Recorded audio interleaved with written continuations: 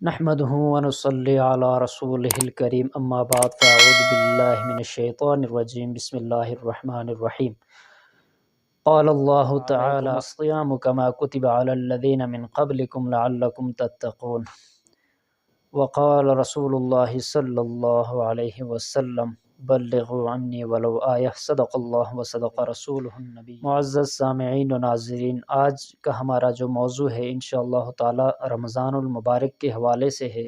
آیا کہ رمضان المبارک کا مہینہ جو ہے، اس مہینے کو دوسرے جو اسلامی مہینے ہیں ان کے اوپر کیسے فضیلت حاصل ہے، اور اس مہینے میں حضور علیہ الصلاۃ والسلام کا عمل کیا ہوتا تھا، اور رمضان سے پہلے حضور علیہ الصلاۃ والسلام اس کی کیسے تیاری فرماتے تھے، اور رمضان کے مہینے میں اپنی زندگی کو ایسے گزارتے تھے۔ انشاءاللہ تعالیٰ یہ تمام تر باتیں تفصیل سے بات ہوگی اس کے اوپر، ضرور آپ پورا جو ہے بیان آپ سن لیجئے، انشاءاللہ تعالیٰ آپ کو فائدہ ہوگا۔ اسلام رمضان سے 2 مہینے پہلے رجب کے مہینے سے آپ علیہ الصلاۃ والسلام کا معمول تھا، آپ یہ دعا اللہم بارک لنا فی رجب و شعبان و بلغنا رمضان، یہ دعا آپ پڑھا کرتے تھے کہ مطلب اے اللہ رجب اور شعبان کے مہینے میں ہمارے لیے برکت عطا فرما اور ہمیں خیر و عافیت کے ساتھ رمضان تک پہنچا دیجیے۔ مطلب رمضان کا مہینہ حضور علیہ الصلاۃ والسلام کو بہت زیادہ محبوب مہینہ تھا۔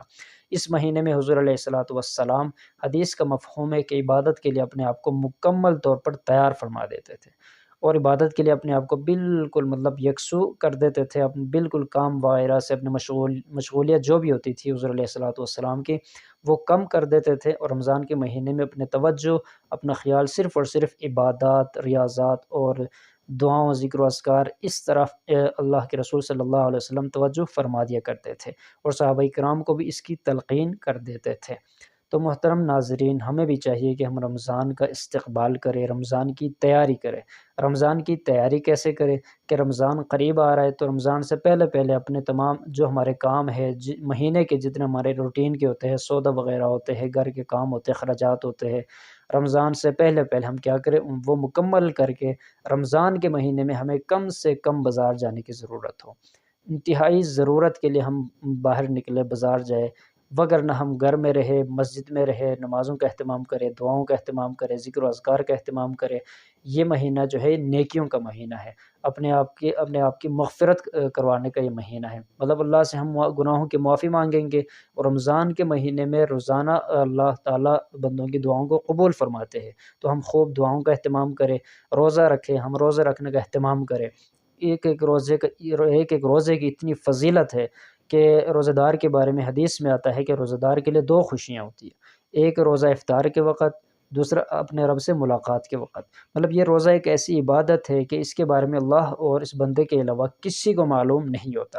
مثال کے طور پر میں نے روزہ رکھا ہوا ہے، لیکن آپ لوگوں کو کیسے معلوم ہوگا کہ اس کا روزہ ہے یا نہیں ہے؟ لیکن اللہ رب ذوالجلال کو معلوم ہے، اور اس بندے کو خود معلوم ہے کہ اس کا روزہ ہے یا نہیں ہے۔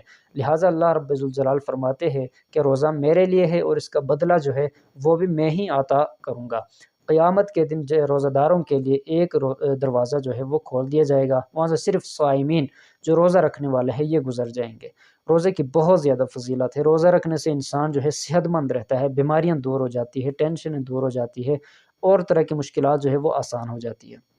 انسان کے اندر نیکی کرنے کا جو مادہ ہے وہ زیادہ سے زیادہ پیدا ہونا شروع ہو جاتا ہے۔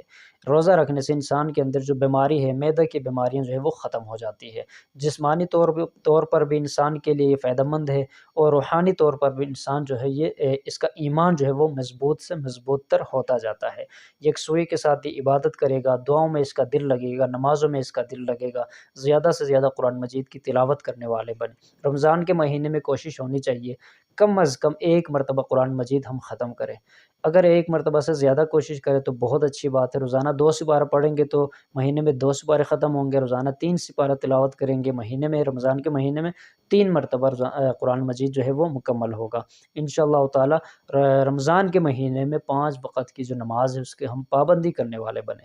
ہر نماز کے بعد دعا مانگے، ہر نفل کے بعد دعا مانگے۔ نفل کا ثواب جو ہے وہ فرض کے برابر ہو جاتا ہے، فرض کا ثواب جو ہے وہ بڑھا دیا جاتا ہے، 70 گنا اس سے بھی بڑھا دیا جاتا ہے۔ رمضان کے مہینے میں ایک ایک نیکی کی جو قیمت ہے، قدر و قیمت ہے، وہ فضیلت جو ہے وہ بڑھا دی جاتی ہے۔ رمضان کے مہینے میں سرکش شیاطین کو اللہ رب الجلال قید فرما دیتے ہیں، ان کو بند فرما دیتے ہیں، تاکہ وہ اپنے اللہ کے بندوں کو ان گناہوں کی طرف مائل نہ کر سکے جن گناہوں کی طرف وہ غیر رمضان میں، رمضان کے علاوہ دوسرے مہینوں میں گناہوں کی طرف جو بندوں کو شیاطین لگا دیتے ہیں، رمضان میں ان شیاطین کی وہ قوت سلب کر لی جاتی ہے، وہ بندوں کو نہیں پھسلا سکتے، بندوں کو گمراہ نہیں کر سکتے۔ انتہائی بابرکت مہینہ ہے۔ اللہ رب الجلال شوق کے ساتھ، جذبے کے ساتھ، یکسوئی کے ساتھ رمضان کے روزے رکھنے کی اور خوب کثرت سے عبادت کرنے کی، دعائیں مانگنے کی ہمیں سب کو توفیق عطا فرمائے، اور سحری کھانے کا انتظام ہو، سحری کھانے کا اہتمام ہو، سحری کھانے والوں پر اللہ رب الجلال رحمت نازل فرماتے ہیں، برکت نازل فرما دیتے ہیں، اور ہم روزہ رکھتے ہوئے اپنے آپ کو گناہوں سے بچانے کی کوشش کریں۔ اب ہماری آنکھ کا بھی روزہ ہو، کانوں کا بھی روزہ ہو، زبان کا بھی ہو، ہاتھوں کا بھی، مطلب ان اعضاؤں کو ہم گناہوں سے محفوظ کریں، گناہوں کی طرف ان کو نہ جانے دیں، گناہوں والی چیزوں کو ہم نہ دیکھیں، آنکھوں سے ہم وہی دیکھیں جو اللہ نے حکم دیا، قرآن مجید کی تلاوت کرے، نیک اعمال کرے، زبان سے وہی بولے جو اللہ کو پسند ہو، کانوں سے وہی سنے جو اللہ کو پسند ہو، مطلب تمام تر گناہوں سے اپنے اعضاؤں کو بچائیں گے تو یہ ان اعضاء کا بھی جو ہے حق ہے وہ ادا ہو جائے گا۔ اس طرح ہمارا جو روزہ ہے وہ بھی اللہ رب الجلال کے ہاں مقبول ہوگا، قبول ہوگا انشاءاللہ تعالی۔ اکثر جو لوگ ہیں وہ رمضان کی قدر نہیں کرتے، ان کو پتہ بھی نہیں چلتا کہ رمضان کب آیا، کب گزر گیا، الیاذ باللہ انتہائی یہ بدبختی کی علامت ہے، بدبختی کی بات ہے۔